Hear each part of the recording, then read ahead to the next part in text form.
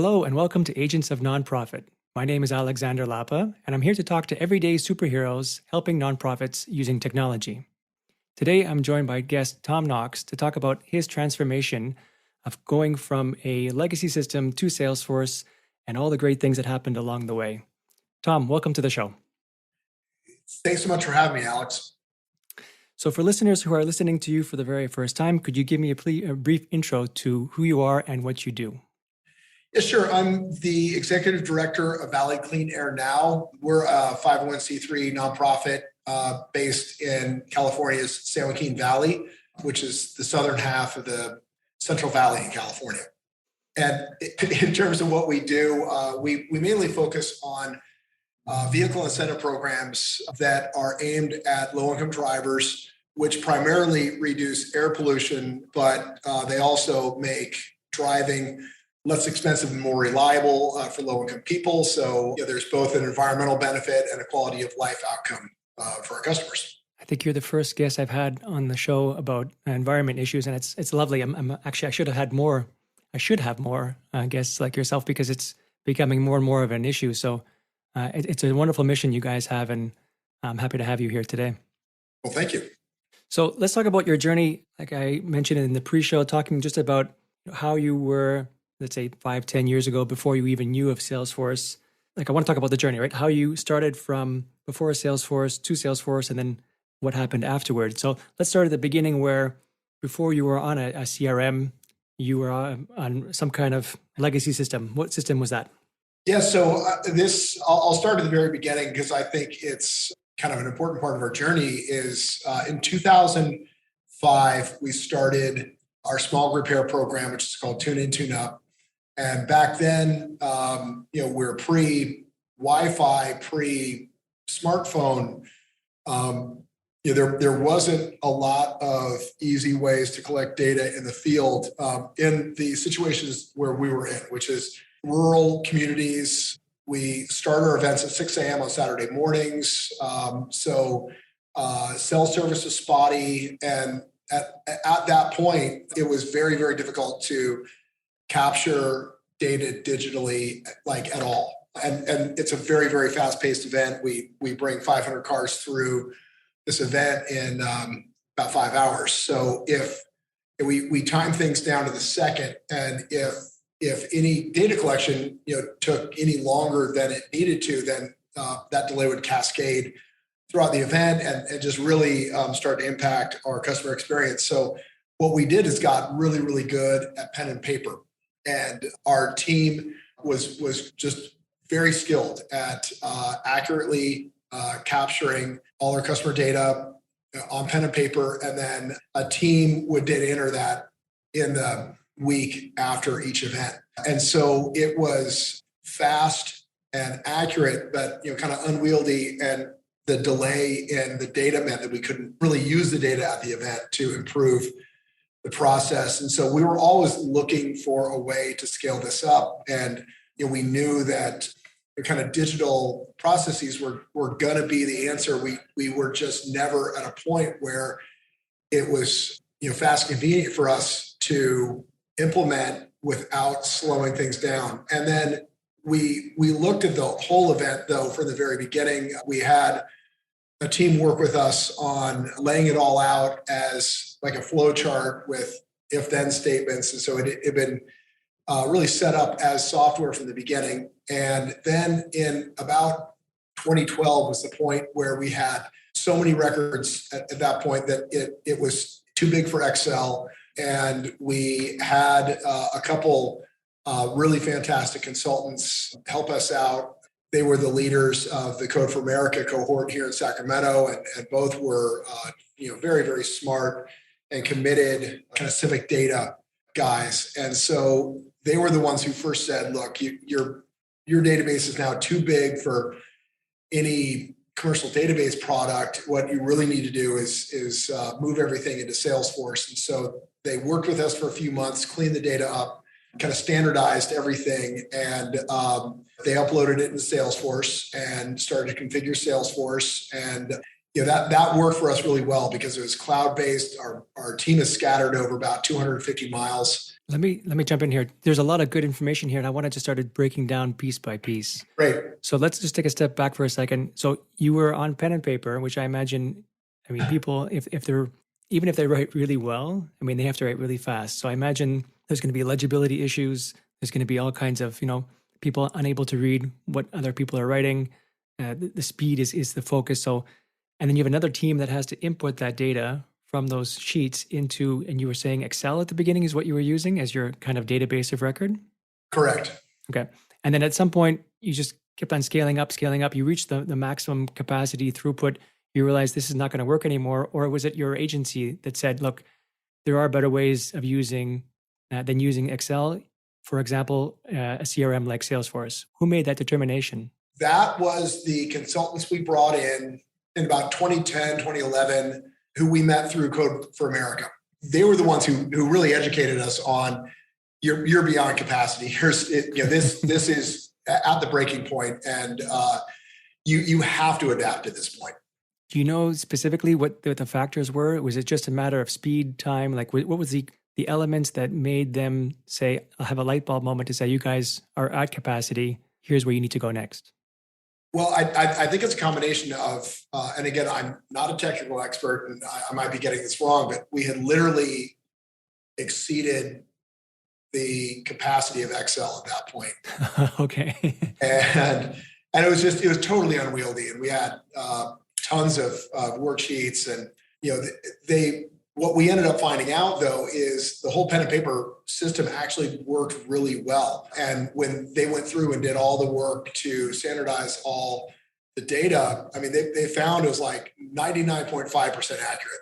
And there's a few ways that we figured out that we could run automated cleanups. But in general, the low-tech way had worked really, really well. And I think that's something that we always focus on is doing everything really well in an analog way and really learning how to interact with customers and, kind of how things work, as an analog process, and then switching that into digital is kind of a value we learned back then that definitely has stayed with us, that our team communicates incredibly well. They've been together for 10 plus years. And so the fact that we did everything the hard way at first ended up to be, a factor that really led us to really accelerate once we did make the switch and kind of figured out how to do it faster and better digitally. That just kind of sparked a huge wave of improvements and innovations that we're still on now. Because, yeah, exactly that. The process is a key element in any kind of technology shift. And it sounded like the technology was limited, but your process was well structured. So moving technology from Excel to something else, or from paper to Excel even, was it only allowed you to have gains. Like, there wasn't a need to go back to the process because that was already working quite well. Yeah, and in terms of like data accuracy, when you have to really think through how you get accurate data from the customer, which requires conversation and trust building and in having a great interaction with the customer, to us, that's where the data accuracy really comes in. You want customers to share accurate data in a situation where at least half the customers at our events have expired vehicle registration. So if they essentially broke the law to drive to the event that morning, they've got a lot of other issues in their lives. There's probably trust issues with government and authority figures. So they're inclined to be very, very cautious about what they say. And so since we had to do it with pen and paper, and that's like really understandable, you can see when someone's writing things down, we found that actually was a trust building kind of thing. And we really focused on, the words to say, the ways to reassure customers, and really focusing in on exactly what do we need to collect, which I really think that doing everything the hard way first made us way more disciplined about what we absolutely have to collect, what the most straightforward way of doing that is, how do we make sure what we do capture is truly accurate. And yeah, that whole approach is just absolutely embedded in what we do now. Yeah, that's awesome. So then the consultant said, okay, you've exploded or you've popped the limits of Excel, and therefore we recommend Salesforce. Do you know why they recommended Salesforce versus any other CRM? Yeah, at that point, there was a couple other cloud-based CRM products out there. They kind of talked through the pros and cons, but it really actually came back to the fact there was a Salesforce foundation, that we could get the free licenses, that there was kind of a community around Salesforce that we'd probably find helpful due to the level of customization we were going to have to do on our systems. So the whole story of Salesforce really resonated with us. And I knew, a few friends had been with the company for a while. I had always been very impressed, talking to my friends there about the corporate culture. And so it just made sense at that time. And I admit, I know very little about, CRM technology. So it's more of a feel type of thing. Did you evaluate any other CRMs, or was it just based on the recommendation, based on the community, based on the feel? You thought this was the right choice? Yeah, we didn't really have the bandwidth or the ability to do much more assessment beyond that. Okay, so then that agency set up Salesforce, I guess using your processes that you already had well structured. They made sure that the data was transferred from Excel into Salesforce. And then, what did you see in terms of a change in either the process side or the data side or the accuracy side or the reporting side or the feedback mechanism once you shifted from Excel to Salesforce? Yeah, so at that point, let's say the first 6 months or maybe even a year, we were kind of treating Salesforce much like we would with Excel. So we trained everyone who did data entry on this is how to use Salesforce. We kind of mapped all the fields very similar to what they were used to doing their data input in with Excel. So there wasn't much of a change at first. It was just very convenient to have it cloud-based. So that did make life easier for our data input crew. But it wasn't until a year or two into it that we really started to explore the limits of how can we start to integrate this into our events, doing data capture on site using smartphones or tablets. How can we then automate some of our data capture? We hacked these HP printer scanners that we were using at the event to make copies for our customers so that we could do optical character recognition of the vehicle registration forms and barcode scanning within the printer to capture as much as we could digitally off that. That was a big step. The first year or two, you were still using the paper method as your first line of defense, and then someone on the second team was still inputting it instead of to Excel, they're inputting it just to Salesforce. Right. Yeah, because the pen and paper method at the event was still faster. Right.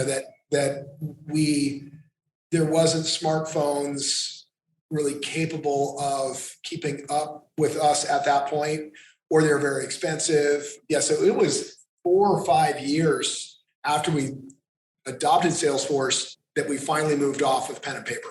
Wow. And so 4 or 5 years. So 4 or 5 years trying to figure out how to, and I imagine, input data directly into Salesforce without having to rely on a pen and paper? Correct. So, okay, so you said used OCR, optical character recognition. What other mechanisms did you use? Certain automations you said, or defaults? What other things that you put in place to allow that? Because that's a big shift, right? If people are really used to that process of working with pen and paper, it works really well. It's really fast. I mean, it is slower to normally enter data into Salesforce, and that's one of the things that's sometimes hard to move from an old system into Salesforce, and that there are sometimes more clicks to do. But the results, of course, and the benefits of it vastly outweigh what the entry point is. But did you come up with another way, or how did you enter the data into Salesforce as quickly as possible to try to match as closely as possible to that pen and paper experience? Yeah. So, and all this sounds like really simple, and I recognize now, like these don't sound like amazing technological breakthroughs, but they were really exciting for us at the time. We started figuring out how to use barcodes, and so every vehicle built after, I believe, 1997 or so has a barcode sticker in the driver's side door frame. And that barcode includes the vehicle identification number for that vehicle. And that's a 17-character string that's really difficult to hand enter correctly. And so, but it's a really long barcode. And so it's curved. And so it's kind of hard. We had to really search for a barcode scanner that was capable of reading that barcode accurately. And then how do we transmit that into some kind of device? And so both the handheld scanners and the devices weren't quite there yet. It was hard to find Bluetooth, that was set up for that. We finally made that work. There's also barcodes on the DMV vehicle paperwork, and then on the back of the driver's license. The barcode on the driver's license is all the customer information on the front of the license. And so we can scan that without privacy issues. And, that was a really helpful way of capturing what's on the license.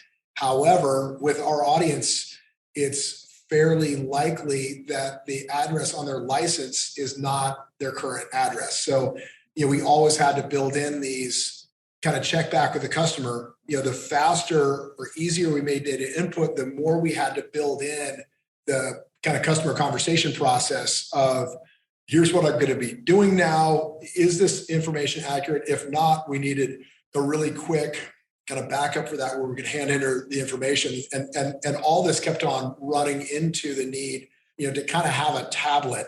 And so it was probably like 2014, 2015, where we started using iPads, and we were able to kind of integrate scanners in with that. So once that started coming together, it's more the technology catching up with us and the stuff becoming cheap enough, and we needed 5-hour battery life, and all these things kind of ended up converging. Probably in about 2015. Did you find that the human element, that connection that you were talking about, the trust building, did you notice any change from that going from pen and paper to the iPad? Yeah, because it's a little mysterious. It seems kind of bureaucratic when someone's asking you questions and then staring at a screen. And so our team definitely had to keep in mind being kind of more interactive with the customer, and explaining what they're doing, and just being really upfront with the customer about what was being done and why. And they were learning on the fly too. So, hey, sorry, this might take me an extra second. I'm trying to type this in quickly. But I would say it was like 3 or 4 of these Saturday morning events until everyone had kind of integrated the technology in. And then we still had to deal with things like, if it's raining, iPads were not the greatest solution. Pen and paper isn't great for rain either, but everyone had kind of come up with all kinds of hacks how to do pen and paper in the rain that was, more challenging with technology. So there's a lot of little things that came up that definitely affected the experience. And then our team just thought, that much more about how do we address this new issue.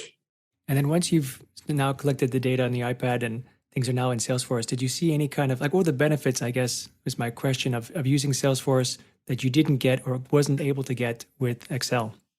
Well, once things started rolling and we kind of had the technology that would work at our events, then things really started to move quickly. And then it's funny, as I look back, it seems like it started to move quickly, but I realized it wasn't until right before COVID hit that we had gotten rid of paper at our events. So it still took about 5 years to slowly change every process, some of which took software development. Our vehicle emissions testing equipment was running on this legacy system that was really difficult to get the data out of in a way that we could get it over to Salesforce. And so we ended up having to work with the equipment maker to tweak their software.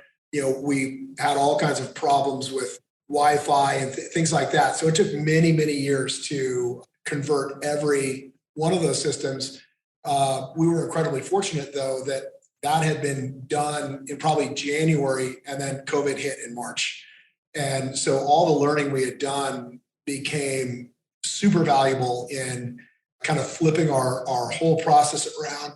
We had to cancel all our events. All the event staff then started working from home, and we were able to increase our smog voucher issue rate by 3.5x in a month after COVID. So all that hard work, ended up really paying off long term. That's awesome. I mean, that's what happens when you've got a good process and a good team to carry it through. And even though, like you said, it does seem like it took a long time, it almost sounded like technology had to catch up with you, as opposed to you catching up with technology. It didn't exist. The functionality you needed at the time just didn't exist, and it was only when it did that you start to incorporate it and then make sure that you leverage it correctly. So, I mean, it's a great accomplishment. Thank you. And it was fun.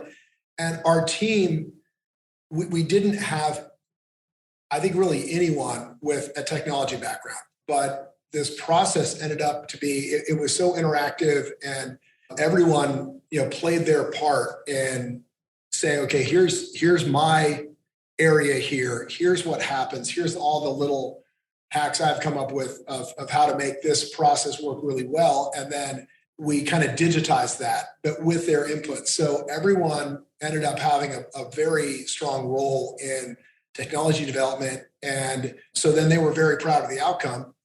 And they kept on giving input of here's how to improve it. And so it's had the really amazing long-term benefit of most of our staff is now a huge fan of technology and very creative in terms of how to kind of incorporate technology into our process, or how to use technology just for an absolute return in efficiency, and which has led us to, we haven't got to a lot of dead ends due to the involvement of everyone. It's actually really improved our entire process and our kind of team orientation. So it sounds like one of the keys to your success was that input, that feedback loop, that you were able to, anyone was able to add input, and then you could improve the process or improve the technology. What would you say would be other keys of your success? Well, then once we fully automated and we could see that this idea that we can do more with less effort, that we can get a lot more efficient and make a lot more customers happy. And all this was really intertwined with growth in our programs, where we were processing about, let's say, 4 million a year in vehicle incentives in 2014. And this year we'll issue probably 20 to 25 million. And our team has seen that there's no way we could have done that without the technology. And so kind of the pride in what we've accomplished and the policy breakthroughs, the increase in the ability to help all these really deserving, grateful, low-income customers, that all that is just combined. And you really can't unravel any of this. And I listen to people talking about challenges with technology implementation, and I guess we've just been incredibly fortunate that we didn't really have to go through those challenges, because our team so embraced the idea of using technology to make their jobs easier and more rewarding. That's been so ingrained in our culture now that most of our team really welcomes kind of continual development now. So open to change. It sounds like not being afraid of things you're not sure of. I mean, these are awesome factors that you need to consider when building anything. Is that the human side of that technology element. The tech can be great, but if no one's using it, then it's just like any other tool, and it'll collect dust on the shelf. Versus you guys seem to be really engaged and solve problems through technology and through various processes. But if I remember correctly, you also went through a period of time when you were being referred or being told by various agencies that you had more of a tech problem, and you felt that wasn't the case, that there was more of a human problem. Can you talk a bit more about that, please? Yeah, well, we had I'm super grateful for, we've had some amazing consultants that were with us at exactly the right time and really guided this process. And then we would kind of grow and hit our next roadblock, and we bring in consultants again.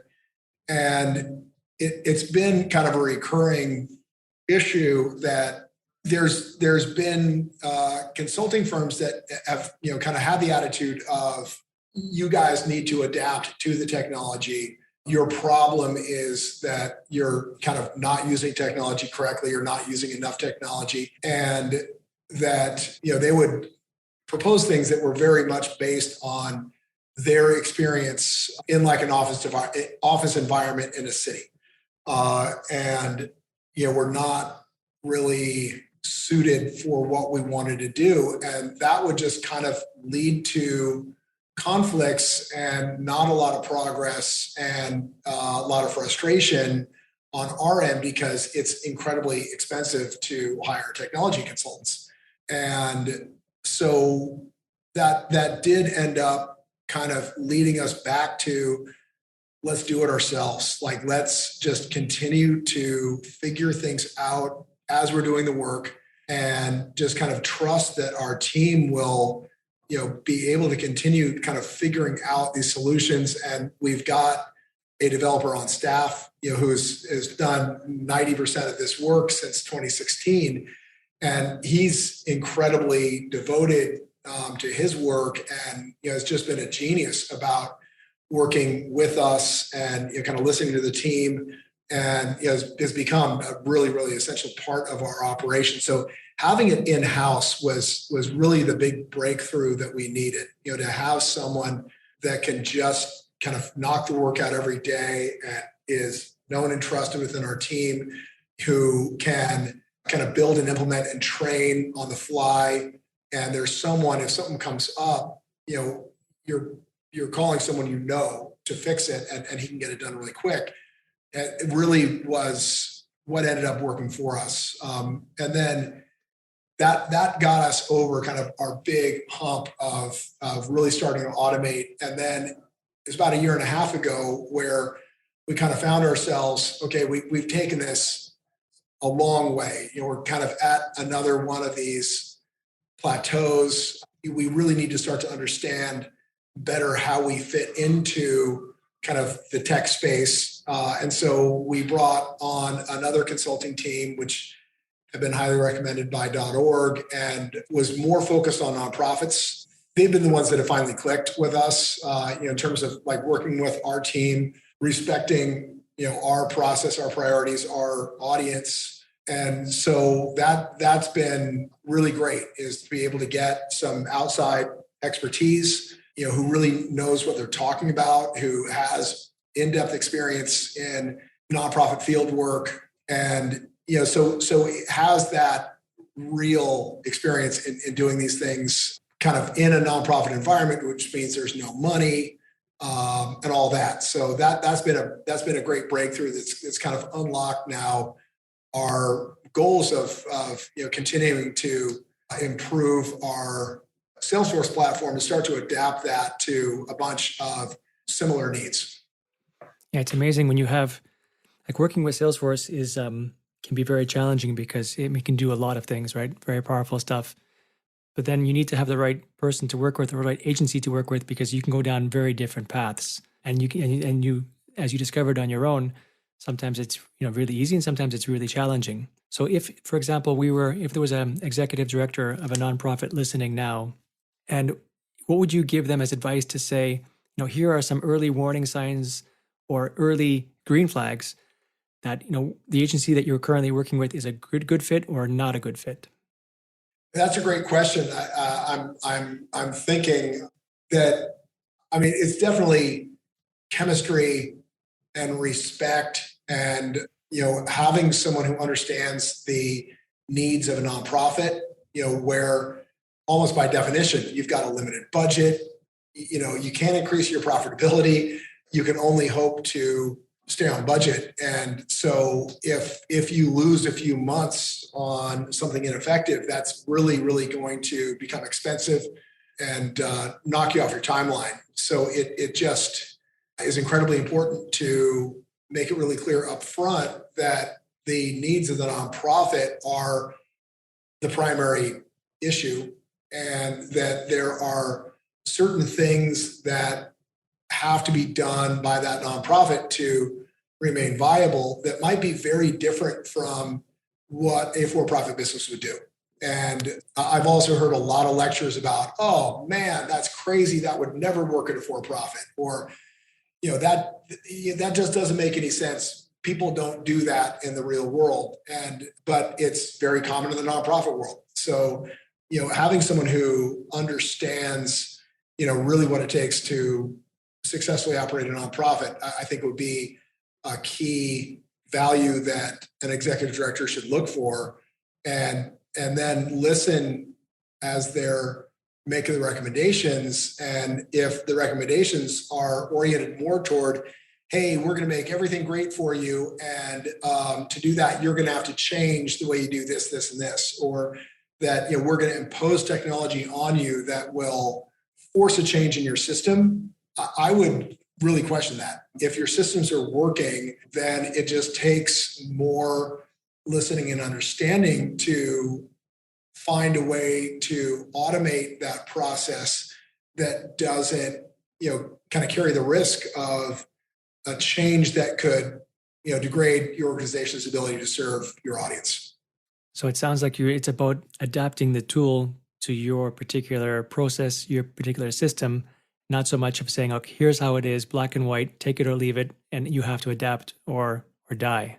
I think that's a key element in this, is that, and one of the benefits of Salesforce as a platform is that it has that structure to be able to make various modifications and platform changes to support that.